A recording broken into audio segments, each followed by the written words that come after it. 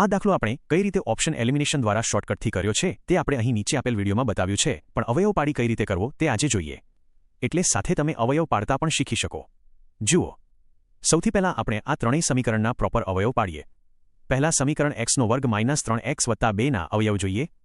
છેલ્લું પદ 2 છે અને વચ્ચે -3 છે, એટલે ગુણાકાર 2 અને સરવાળો -3 થવો જોઈએ.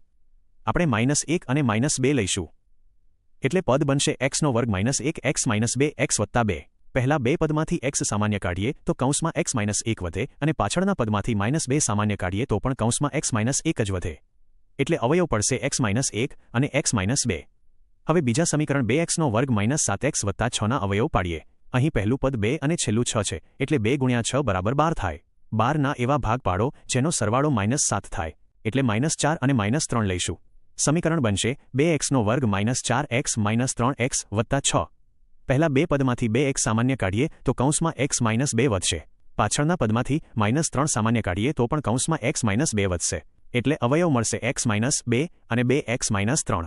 ત્રીજું સમીકરણ છે 2x નો વર્ગ વત્તા 5x વત્તા 3. 2 ગુણ્યા 3 બરાબર 6 અને એનો સરવાળો 5 થવો જોઈએ, એટલે 2 અને 3 જ ભાગ પડશે.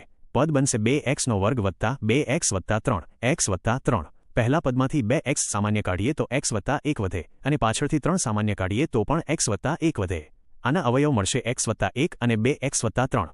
હવે લસા શોધવા માટે આપણે બધા જ અવયવો લેવાના છે, તો આપણો લસા થશે x -1 x વત્તા 1 x -2 2x -3 અને 2x વત્તા 3.